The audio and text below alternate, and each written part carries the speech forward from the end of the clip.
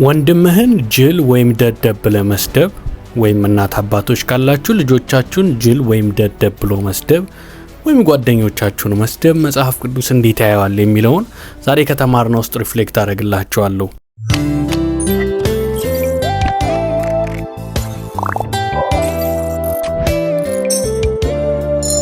እንግዲህ ዛሬም የምንጀምረው የተማርነው ምንድነው? ጸሎት መላሹ ማስተማሩ ነው። እግዚአብሔር ራሱ ወልድ አይደል መጣና ምን አለ? ጸሎትን እንዲጸልዩ ብሎ አስተማረ። እንዲህ ነው መመልሰው አባታችን ሆይ የሚለውን ጸሎት አየን። ያው ትላንትና እንዳየነው ወንድም ጋር ሳይስማሙ ወደ ጸሎት መምጣት አስቀምጠ ሂድን ያለን ብለናል። ላ ደግሞ ምን አየን? ዮሐንስ 1:14 እና 18 ላይ አንድያ ልጅ የሚለው ክርስቶስ ብቸኛ ልጅ እንደሆነ ተመልክተናል። ከዛ ደግሞ ኢየሱስ እሱን አባቴ ብሎ እንደጠራ ዮሐንስ ወንጌል ምዕራፍ 17 ላይ ጸልይ አባቴ ብሎ ነው የጸልየው እንጂ አባታችን ሆይ ብሎ እንደኛ አይደለም። ለኛ አባታችን ሆይ ስንል ወንድሞች አሉም ብለናል። አባቴ አይደለም ምንለው፣ አባታችን ሆይ ጸልዩ ሲል እንደዛ አላስተማረማ። እየሰጠን ያለው ነገር ምንድነው? ቤተሰብ አላችሁ፣ እንደ ቤተሰብ ነው። የኛ ልጅነትና የእርሱ ልጅነት አንድ አይደለም ማለት ነው። እርሱ ያለው ልጅነት እርሱ አባ ማለት ያለኛ አባት ማለት ይችላል። እኛ ያለ ክርስቶስ አባት ማለት አንችልም። ይሄን ደግሞ አንድ ቃል አንብብላችሁ ገላትያ 3:26 በእምነት በኩል ሁላችን በክርስቶስ ኢየሱስ የእግዚአብሔር ልጆች ናችሁና ይላል። በምን? በእምነት በኩል አይደል? በእምነት በኩል ሁላችሁ በክርስቶስ ኢየሱስ በኢየሱስ ነው ልጅ የሆን ነው። በራሳችን ማለት አንችልም። ጌታ ዝቅ ብሎ መጣና ሰው ሆኖ ከዛ በኋላ እኛ ልንፈጽም ያልቻለውን ሕግ ፈጸመና ከዛ በኋላ ምን አደረገ? ከሕግ በላይ ያደረገን፣ ከዛ እስከ ጸጋ በታች ያደረገን ማለት ነው። ዝቅ ብሎ መጥቶ የኛን ሕይወት መኖር ያቃታል ኖሮልን ፍርዳችንን ተቀብሎ ሕይወት ሰጠን ማለት ነው። የኛ ልጅነትና የጌታ አንድ አይነት አይደለም። እሱ የዘላለም ልጅ ነው። ሌላ ቅዱሳንን መቀበል ግዴታ እንደሆነ ዛሬ ተነጋግረናል። ምን ማለት ነው? ወንድሜን መቀበል ግድ ነው። እግዚአብሔር አባቴ ነው ብዬ ከጎኔ ያለውን እርሱ አባቱ የሆነውን ካልተቀበልኩኝ እንግዲህ የክርስቶስን አካል አለመቀበል ማለት ነው። ራስ የሆነውን ክርስቶስ ተቀብሎ አካሉን አለመቀበል ትልቅ ነገር ነው። ወንድምን ጠልቶ መኖር በጣም ወንድሙን የሚጠላ ነፍሰ ገዳይ ነው ይላል እኮ። ወንድሙን የሚጠላ በእርሱ ውስጥ የእግዚአብሔር ፍቅር የለም ይላል። አስባችሁታል? በጣም ሃርድ ነው። በኋላ ላይ ሪፍሌክት ሳረግ እሱ ላይ ያቻል። ስለዚህ ቅዱሳንን መቀበላችን ራሱ ልጅ መሆናችንን ሪፍሌክት ያደርጋል። ለምን? አንድ አባት አለን የሚለውን በደንብ እኮ ወንድሜ ነው ስልኩ ዝም ብሎ ነው እንዴ? በሀገር እኮ አይደለም ወንድሜ ነው። ወንድሜን ያልነው እኮ አንድ አባት፣ መስቀል ላይ ደግሞ ክርስቶስ የሞተልን ህይወት የሰጠን አለ። ፋሚሊ ነን። ሲሪየስ ነው ይሄ። ቫልዩ የሱ ክርስቶስ ደም ነው፣ የኔም ክርስቶስ ደም ነው እያልኩ እንደሆነ ተመልክተናል። እና ማቴዎስ 5:20 ላይ እንግዲህ ከሱ ጀምሮ ስናይ ጽድቃችሁ ከፈሪሳውያንና ከጸሐፍት ካልበለጠ መንግስተ ሰማያትን አትወርሱም ይላል። ይህ ማለት ያው የእነርሱን ጽድቅ ታውቁታላችሁ፣ በጣም ህጉን በደንብ ነው የሚፈጽሙት። እኛ አይደለም ህጉን ልንፈጽም፣ ህጎቹን 613 ያሉትን ህግ እንኳን አናቃቸውም፣ 10ሩንም አናቃለን። ስለዚህ እነሱ እንኳን ያን እንደዛ እየፈጸሙ እየኖሩ ከዛ መብለጥ አለበት የእግዚአብሔር መንግስት ለመግባት። ለዛ ነው በክርስቶስ ኢየሱስ በማመን የሚገኘው ጽድቅ ከዚህ ስለሚበልጥ ነው ህይወት ያገኘ ነው። ክብር ለጌታ ይሁን። እርሱ ሁሉን ፈጸመና በጌታ የሚገኘው ጽድቅ ግን መንግስተ ሰማይ ያስገባል። ያን ህይወት እንዳገኘን አውርተን ነበር። በጣም ሌላ ስለ ሙሴ የተወራው ነገር በጣም እዚህ ጋር አሁን በደንብ ስሙኝ። ሙሴ ጽላቱን ስለመስበሩ ተነስቶ ነበር። አሁን እዚህ ጋር የምናወራው ኮንቴክስት ምንድነው? እኔ ለእግዚአብሔር ቤት ቀንቻለሁ ምናምን ብለን ስንበሳጭ ሪያክት የምናደርግበት መንገድ ነው። ፎከስ አድርጎ አሁን የሆነ ሰው እግዚአብሔር እንዲያደር አሁን እሱ ምንድነው ተራራ ላይ ነበረ ሙሴ። ከዛ ሲወርድ ጣዖትን እያመለኩ ምናምን አገኛቸው። ልክ እሱ ጽላቱን ተቀብሎ ሲመጣ ከዛ በንዴት ነው የሰበረው ነገር ያው ትክክል አይደለም። ንዴቱ በጣም ሀይ ሆኗል። ግን የተናደደው ለምንድን ነው? ወሳኙ ነገር እሱን የተመለከትነው እና ሙሴ ለምንድን ነው የተናደደው? እርሱ እዛ ሄዶ አስቡት፣ የእግዚአብሔርን ክብር እግዚአብሔር ፊት ለፊት የሚያወራው ሰው ነው ሙሴ። እዛ አይቶ ለህዝቡ የሚበጀውን መልካም ነገር ይዞ ሲመጣ እዛ የሚወዳቸውን አምላክ አምጥቶ ሲወርድ ደግሞ እነሱ ማይረባ ነገር እያደረጉ አገኛቸው። ስለዚህ ለምን እዚህ ውስጥ ይገባሉ ብሎ አዘነ። ስለ እነሱ ነው ያዘነው፣ ስለ ራሱ አይደለም፣ ስለ አገልግሎቱ አይደለም፣ ስለ እነሱ። ለምን? እሱ እኮ ምንም አይሆንም። እሱ እግዚአብሔርን ፊት ለፊት አይቶ ከዛ የተነሳ እሱ ራሱ እንዲስት አደረጉት። ከፍቅሩ የተነሳ እኮ ነው የሳተው። አያቸውና ተበሳጨ፣ ስለነሱ ስለሚወዳቸው ህዝቡ እንዳይጠፉበት ብሎ። በኋላ ላይ አይተናል እኮ አይደል? አንድ ቃል እኔ ዘጸአት 32 ላይ አሁንም ኃጢአታቸውን ይቅር በላቸው፣ ያለዚያ ግን ከጻፍከው መጽሐፍት ላይ እኔን ደምስሰኝ፣ ከህይወት መጽሐፍ ደምስሰኝ አለ። አያችሁ ፍቅር አለው። እዚህ ጋር ነው በጣም መረዳት ያለብን። ህዝቡን ይወዳል ጽላቱን ቢሰብርም፣ ለእግዚአብሔር ቤት ቀንቶ ህዝቡ እንዲጠፋ አይጣጣርም። ኃጢአታቸው ይሄማ ዝሙት የተገኘ ነው አጥፋው፣ ይሄማ ጣዖት ላይ የተገኘ ነው አጥፋው የሚል አይነት ሰው አይደለም ሙሴ። እራራላቸው የሚል ነው። ንዴቱ እንኳን ከፍቅር የተነሳ ነው፣ ዋጋ ቢያስከፍለውም ነው። አየህ መጀመሪያ እሱ ላይ ጾሞ ወጥቶ ምን ብሎ መጀመሪያ መጾም ይቀድማል የሚለውን ነገር አንስተናል ማለት ነው። ሌላ ያነሳ ነው ለምንድን ነው ስንል ሙሴ ስለ ራሱ አይደለም ስንል ማርያምና አሮን አንድ ያሉትን ቃል እንመልከት።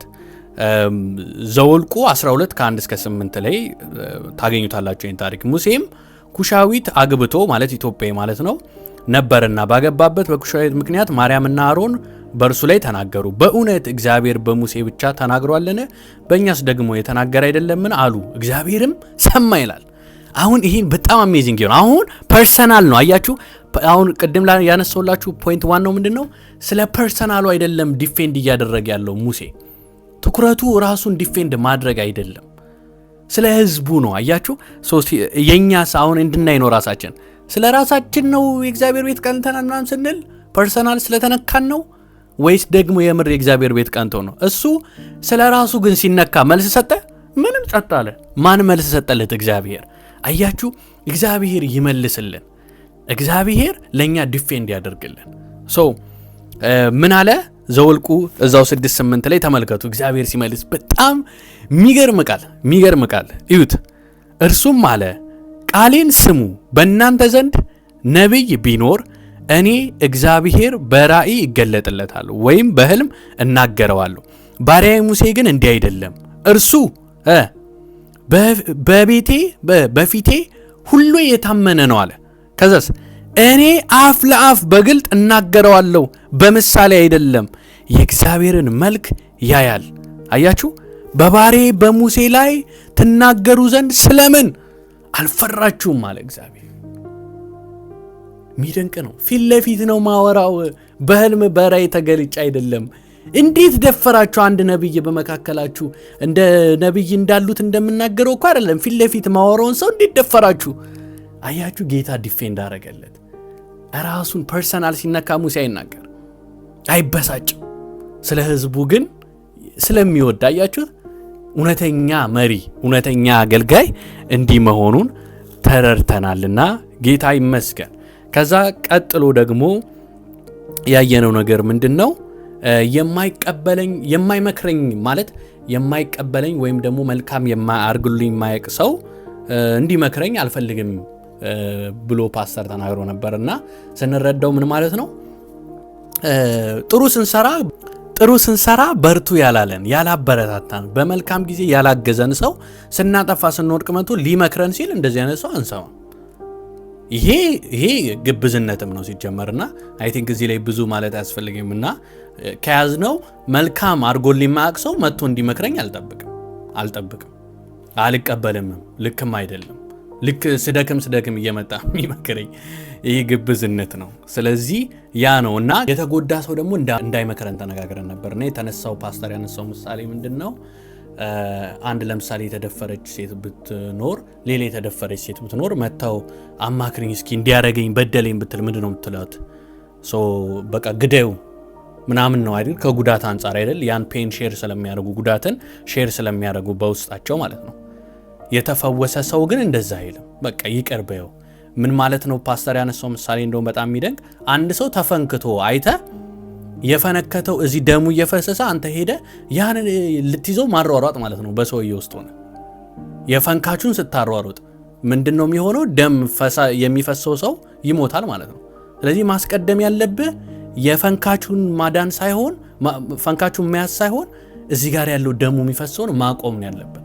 ስለዚህ ይህ ሰው ሂል እንዲያደርግ ነው የሚረዳው መልካም መካሪ እንደሆነ ተመልክተን ነበርና ግደለው የሆነ ነገር ስትመራ ይሄ ማስወግደው ይሄ አይረባ የሚል ከሆነ ራቅ በል ትክክለኛ ምክርም አይደለም የሚመልስ ወደ ንስሐ የሚያመጣ ነው። ልክ እንደ ሙሴ አይደል ህዝቡን በቃ እኔን እንደው ህይወቴን እሰጣለሁ እኔን ከህይወት መጽሐፍ እንደው አጥፋኝና እንደው ይቅር በላቸው ማለቱን እንደዛ አይተናልና ጌታ ደግሞ ጌታ ራሱ ከጅራፍ እንዳልጀመረ አይተናል። ጌታ የጀመረው ሰው ከመሆን ነው አይደል? ጅራፍ አንስቶ የቤት ቅናት በለኝ ሲል እንዴት ያነሳል ጅራፍ ምናምን እንላለን። ግን ጌታ መጀመሪያ ምንድን የነበረው አምላክ ሆኖ ሰው ሆነ እኮ ዝቅ ብሎ እኮ ነው። ከቅድስት ድንግል ማርያም ተወልዶ እኮ ነው ዝቅ ብሎ እኮ ነው። ከዛ በኋላ እኮ ነው ወደ ጅራፍ ማንሳቱ ለመመለስ ከፍቅር የተነሳ እኮ ነው። ጳውሎስ እኮ ተቆጡ ብሏል። ግን በቁጣችሁ መሃል ምን አይግባ ፀሐይ እንዳይገባ ነው ያለው። የፍቅር ቁጣ አባት የሚወደው ልጅ ይቀጣል ይላል እኮ። እንደውም አትወደው ካልሆነ ነው ማትቀጠው። ምንም አሁን አይታችኋል። የጎረቤት ልጅ ከሆነ አሁን ዝም ብለህ ሄደህ ትነካለህ እንዴ? አትነካም። ልጅ ሲሆን እና ዞር በል ትላል። ለምሳሌ ልጅ እሳት ሊነካ ሲል ስታየው አትንካው ተው ነው እንዴ የምትለው? ጮክ ብለህ አስደንግጠው ነው። ለምን እንደዛ ካልክ ሲቃጠል ታየዋላ። ከምትወደው ከሆነ ነቃ እንዲል አድርገህ ልጅን ተቆጥተህ ታመጣለህ። የሚወደው ልጅ ጌታ ይቆጣል። ግን አሁንም የምናየው ኮንቴክስት ምንድን ነው? አንድን ሰው ከመግረፍ ከጅራፍ አይጀመርም። ሲወድቅ አንተ እንደዚህ ከማለት አይጀመርም። መጀመሪያ ምን ዋጋ ከፍለለታል? ኢየሱስ እኮ ሰው ሆኖልናል። አምላክነትም ብሎ ትቶ ሰው ሆኗል። ከዛ በኋላ ደግሞ መስቀል ከፍሏል። ስለኛ መስቀል የተሰቀለው ሁሉ የተረገመ እንደሆነ መጽሐፍ ይናገራል። በሮማውያን በፊት አሁን መስቀል እንደዚህ እንደምታዩት ማጌጫ ማማሪያ አይደለም። መስቀል ሲባል በፊት ከባድ ነገር ነውና ይህን ዋጋ ከፍሎ ነው ለመርዳትም ለማነጽም ጌታ እንደ አባት ለመቆጣትም ያረገውና መጀመሪያ ማገዝ ለሰው ዋጋ መክፈል ይቀድማል ከመምከር በፊት ማለት ነው። ምን እናርግን የተባለው ከምን መክር መጀመሪያ ወይም ደግሞ እንደዚህ ከምናርግ እስኪ ለነዛ ሰው እንጹም። የምር የቤቱ ቅናት በልቶን ከሆነ እንጹምላቸው። እስኪ 40 ቀን እንጸልይላቸው። እስኪ አንድ ሳምንት ስራ ብሬክ ወስደን ለነዛ ሰው እግዚአብሔር ሆይ መልሶ የወንድሜ በጥፋት ውስጥ ነው ያለው መልሰን ብለን እስኪ እንጸልይ የሚል ነበር ቻሌንጁ ሌላ የቀረበው ማለት ነው። እሱን በጣም የሚገርም ነው። በጣም እውነተኛ የሚደንቅ ነገር ነው። ሌላ የመጨረሻ ደግሞ ምንድነው ስለ ማቴዎስ 5 ላይ 21 ላይ ባለፈው የሚያየነው ከ21 እስከ 25 አካባቢ ያለው ጅልና ደደብ ብሎ ስለመሳደብ ነው። አንድ ሰው ጅል ማለት ሲናገር ምን ማለት ነው? ሞኝ እያለ ነው አይደል? ብቁ ያልሆነ የማይመጥን እየተባለ እንደሆነና ደደብ ስንን ደግሞ አይምሮ የሌለው አይምሮ ባዶ ወይም ቀፎ እያለን ነው። ደንቆሮ እንደማለትም ነው። ይሄ ስድብ ቀላል አይደለም በእግዚአብሔር ዘንድ። ለምን ሲባል እነዚህ ስድቦች የሰውን ማንነት ነው የሚነኩት። የገሃነም ፍርድ ይገባዋል ነው የሚለው አይደል? ሄዳችሁ አንብቡት። ማቴዎስ 5 ከ21 ጀምሮ ሄዳችሁ አንብቡ። አትግደል ሲባል ሰምታችኋል ሲል ጌታ ምን እያለ መሰላችሁ? እናንተ መግደል ነው ሲኦል ያስገባል ብላችሁ እያሰባችሁ ያላችሁት አይደል? ትልቁ እኮ ያረጋችሁት እሱን ነው። አንደኛ የሚጀምረው ሰውን መግደል ከልብ እኮ ነው። ሳጠለው ወንድምን እንዴት ትገላለህ? ቂም ሳትይዝ እንዴት ትገላለህ? ከዚህ ነው የሚጀምረው እያለ ነው። ስታንዳርዱን ከፍ እያደረጉ ከዛ ወደ ስድብ ወደ ጥላቻ አሰው ከመሞት ወደ ስድብ አመጣው። ጥላቻ ውስጥ ሲኖር እኮ ነው ሰው መገለው። እሱ ላይ ትኩረት አድርገን ስንነጋገር ነበር። ስለዚህ አንድ ክርስቲያን የሆነ ሰው ያው ወንድሙን ለጊዜው ሊቆጣ ሊናደድ ይችላል፣ ግን በዛ ውስጥ አይኖርም። ኢትስ ኢምፖሲብል። የእግዚአብሔር ፍቅር አለ ሊል አይችል። መጽሐፍ ቅዱስም ነው የሚለውና ግን ምንድነው እያለ ያለው አሁን ጌታ እዚህ ጋር እንዲህ ብለህ ከተሳደብክ ሲኦል ነው የምትገባው አይደለም ትኩረቱ። አዎ ክርስቶስ ባይኖርህ ኖሮ የትኛውም ኃጢአትህ ሲኦል የሚያስገባ ነው። ኃጢአቱ በራሱ የሲኦል ደረጃ ነው። ሲኦል ቀል አይደለም ነው ስድብ። ሲምፕሊ እንዳታዩት ነው ስድብን እያለ ያለው። ስለዚህ አሁን ምንድነው ያለው? ወንድምህን ልብህ ላይ ቼክ አድርግ፣ ተመለስ። ወንድምህን መውደድ አለ፣ መስደብ የለብህም። በእግዚአብሔር አምሳልን የተፈጠረ አይደንቲቲውን ሄደ መንካት የለብህም ነው እያለ ያለው። ስለዚህ እንደ ቀልድ ጅል አይባልም። ጅል ማለት የለብንም ማለት ነው። የሰውን ክብርና የሰውን ማንነት የሚነካ ነው። ኦሪጂናል ወርዶቹን ሄዳችሁ ብታዩት እንግዲህ በጣም ከባድ ቃል፣ ባዶ አይምሮ የሌለው እንደማለት ነው። አይ ቲንክ ራካ የሚል ቃል ነው ያለው የደደብ የሚለውና ቀፎ እንደማለት ነው። እንደዚህ መናገራችሁ የሰው ማንነት ነው የሚነካው። ጌታ እያለ ያለው ስታንዳርዱን ከፍ አድርጎታል። እንዳትነካ ወንድምህን እንዳትሰድብ እያለ ነው ያለው። ስለዚህ ለዚህ እንደው በዚህ ውስጥም ካለ ንስሐ ብንገባል አባት ልጆችን የምንሰድብ ካለን ብንተው ይቅርታ ብንጠይቃቸው ጉዳት ያመጣባቸዋል። ቀልድ አይደለም።